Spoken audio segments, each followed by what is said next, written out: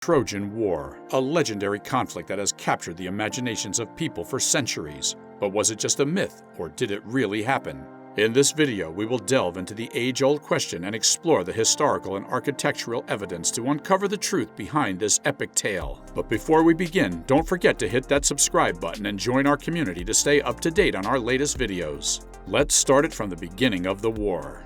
The Trojan War. It all started with a quarrel between Zeus's wife Hera, Athena, and Aphrodite. They were fighting over who was the most beautiful. To settle the score, Zeus sent them to Paris, the son of the king of Troy, to make the final decision. Paris was just minding his own business, tending to his father's flocks, when the gods showed up. He was scared at first, but with a little encouragement from Hermes, he listened to what the goddesses had to say. Hera promised him power and dominion over vast lands, while Athena boasted about her wisdom and skills as a warrior. But it was Aphrodite who captured Paris's heart. She promised him the most beautiful woman in the world as his wife. Well, you can guess what happened next. Paris gave the golden apple to Aphrodite, snubbing Hera and Athena. Those two were not happy about it, and that golden apple was just the beginning of the epic Trojan War. Let us tell you about Helen of Troy. Tyndareus, king of Sparta, had a daughter named Helen of Troy.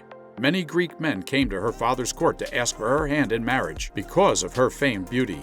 Helen, with the help of Odysseus' cunning strategy, chose Menelaus, the wealthiest of the suitors, as her spouse. Menelaus became the king of Sparta after the deaths of her brothers Castor and Polydeuces. The catalyst for the Trojan War was this occurrence. You know, after Helen, the queen of Greece, was captured by Paris, the prince of Troy, the Greeks became enraged and fought for years. Almost without exception, the Achaean kings swore to protect Helen's reputation and deal harshly with anyone who tried to abduct her. And so the Trojan War began.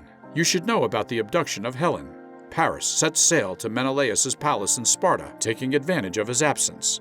He snatches Helen, Menelaus' wife, along with precious treasures. Their return journey is filled with obstacles, from treacherous weather to thrilling adventures. Finally, they reach Troy, where Paris and Helen make their relationship official. But when Menelaus discovers the betrayal, he seeks the aid of his brother Agamemnon. Together they demand Helen's return through an embassy to King Priam of Troy.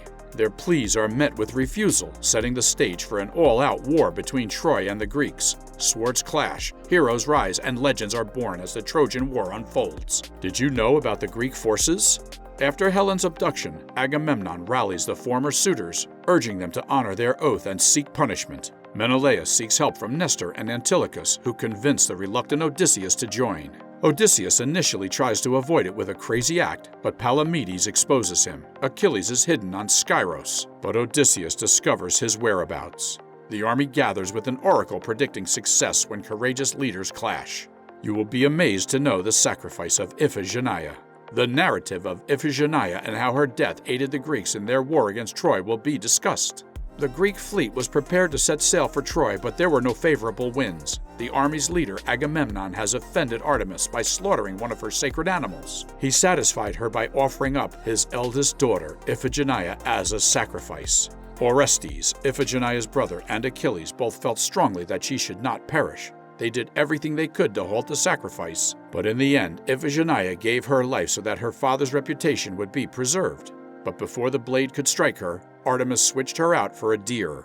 The Greeks were finally able to sail for Troy after the sacrifice of a deer to satisfy the goddess. After being abducted, Iphigenia ended up in the Taurus Peninsula, where she served as a priestess in Artemis' temple. As you can see, Iphigenia's sacrifice was important in the Greek victory over Troy.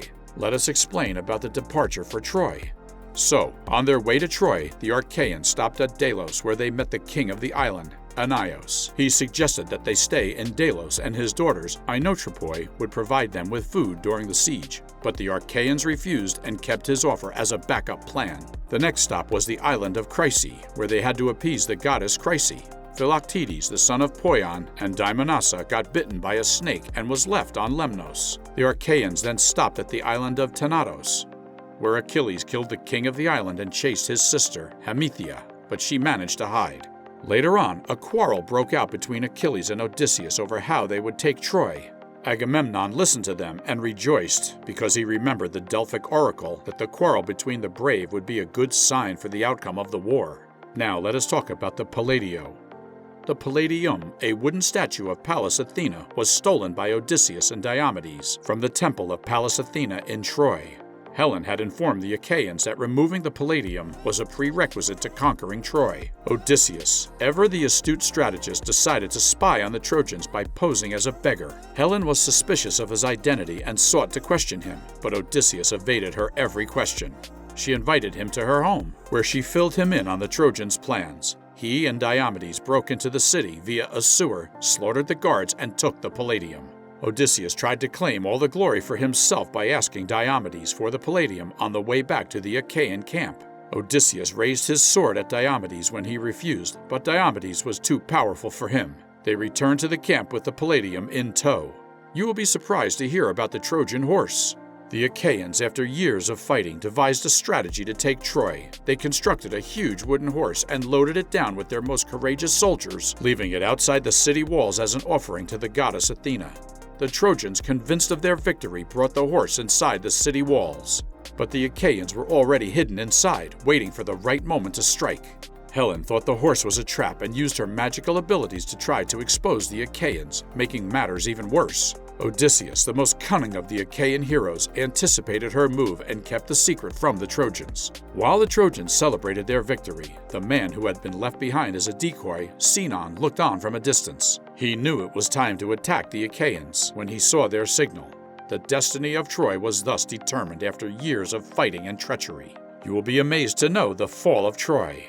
The Achaeans had come to Troy intending to invade the city, and that is exactly what they did. They assembled their best fighters into a massive wooden horse and left it outside the city walls.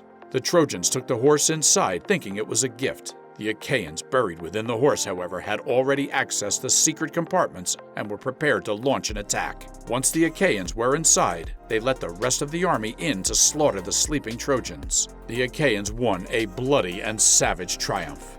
Did you know how Greece returned home? After the Greeks entered Troy, they mercilessly killed all the Trojan men, including the old king Priam. The city was looted and burned. However, the victorious Greeks didn't find much happiness either. Odysseus and the other heroes faced long and treacherous journeys before finally returning home. Some, like Agamemnon, met tragic ends at the hands of their own people. Only a few, like Nestor and Neoptolemus, managed to return home relatively unscathed. It was a bittersweet ending for the Achaeans after their 10-year siege of Troy. Now let us explain the historical truth. The Trojan War was not just a matter of honor, but a result of complex economic and political motives. The Mycenaean civilization faced financial problems and looked to expand their territory and trade routes, targeting wealthy Troy. Recent findings support the existence of various armed conflicts, leading us to take Homer's story seriously as a distillate of historical memories. So, did the Trojan War really happen? It's a question that has fascinated historians and archaeologists for centuries. According to researcher Trevor Bryce, the evidence is mixed.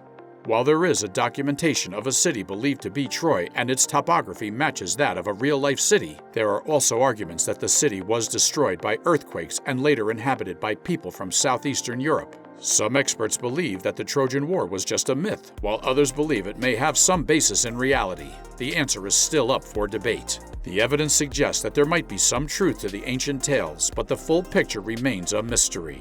Let us know your thoughts in the comments below. That's all from us today. Thank you for watching.